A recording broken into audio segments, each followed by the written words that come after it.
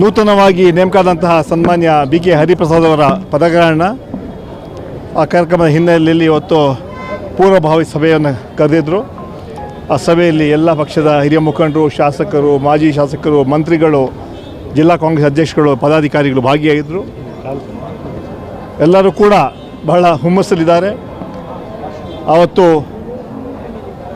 ಸನ್ಮಾನ್ಯ ನೂತನ ಮುಖ್ಯಮಂತ್ರಿಗಳ ಸನ್ಮಾನ್ಯ ಡಿ ಕೆ ಶಿವಕುಮಾರ್ ಅವರಿಗೆ, ನೂತನವಾಗಿ ಆಯ್ಕೆಯಾದ ಸನ್ಮಾನ್ಯ ಬಿ ಕೆ ಹರಿಪ್ರಸಾದ್ ಅವರಿಗೆ ಹಾಗೂ ಪಕ್ಷದ ಹಿರಿಯ ಮುಖಂಡರು, ಒಬ್ಬ ಅಪೂರ್ವವಾದ ರಾಜಕಾರಣಿ ಸನ್ಮಾನ್ಯ ಸಿದ್ದರಾಮಯ್ಯವರು ಕೂಡ ಅವತ್ತು ಅಭಿನಂದನೆಗಳಂಥ ಕಾರ್ಯಕ್ರಮವನ್ನು ಅವತ್ತು ಹಮ್ಮಿಕೊಂಡಿದ್ದಾರೆ.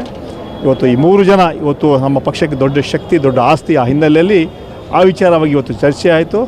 ದೊಡ್ಡ ಕಾರ್ಯಕ್ರಮ ಆಗುತ್ತೆ. ಆ ಕಾರ್ಯಕ್ರಮ ಮೂಲಕ ಇಡೀ ರಾಜ್ಯಕ್ಕೆ ಸಂದೇಶ ಕೊಡುವಂಥ ಕೆಲಸ, ಅಲ್ಲೂ ಬರುವಂತಹ ತಾಲೂಕ್ ಪಂಚಾಯತ್, ಜಿಲ್ಲಾ ಪಂಚಾಯತ್, ಕಾರ್ಪೊರೇಷನ್, ಗ್ರಾಮ ಪಂಚಾಯತ್ ಚುನಾವಣೆ ಕೂಡ ಬರ್ತಾಯಿದೆ.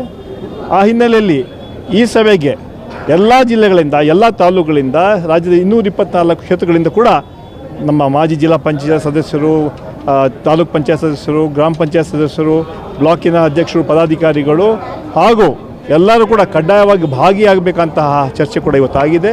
ಆ ಹಿನ್ನೆಲೆಯಲ್ಲಿ ಈ ರಾಜ್ಯದ ಎಲ್ಲ ಪಕ್ಷದ ಕಾರ್ಯಕರ್ತರು, ಮುಖಂಡರು ಆ ಕಾರ್ಯಕ್ರಮದಲ್ಲಿ ಭಾಗಿಯಾಗ್ತಾರೆ.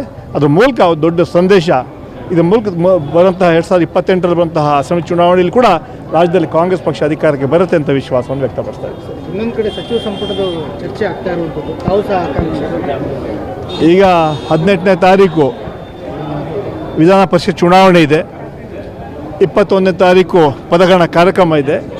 ಅದ ನಂತರ ಬಹುಶಃ ಸನ್ಮಾನ್ಯ ಮುಖ್ಯಮಂತ್ರಿಗಳು ಹಾಗೂ ಪಕ್ಷದ ವರಿಷ್ಠರು ಚರ್ಚೆ ಮಾಡ್ತಾರೆ, ಯಾವಾಗ ಕ್ಯಾಬಿನೆಟ್ ಎಕ್ಸ್ಪೆನ್ಷನ್ ಆಗಬೇಕಂತ ತೀರ್ಮಾನ ಅವರು ಮಾಡ್ತಾರೆ.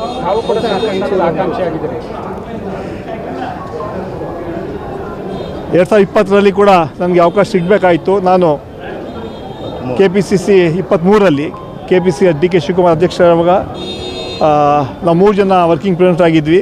ಈಶ್ವರ್ ಖಂಡ್ರೆ, ನಾನು, ಸತೀಶ್ ಜಾರಕಿಹೊಳಿ, ನಂತರ ರಾಮಲಿಂಗಾರೆಡ್ಡಿ. ಈ 4 ಜನರಲ್ಲಿ 3 ಜನರಿಗೆ ಮಂತ್ರಿ ಮಾಡಿದ್ರು. ನನಗೊಂದು ಅವಕಾಶ ಸಿಗಲಿಲ್ಲ. ಈ ಬಾರಿ ಸಿಗುವಂಥ ಅವಕಾಶ ಇದೆ ಅಂತ ವಿಶ್ವಾಸ ಇದೆ.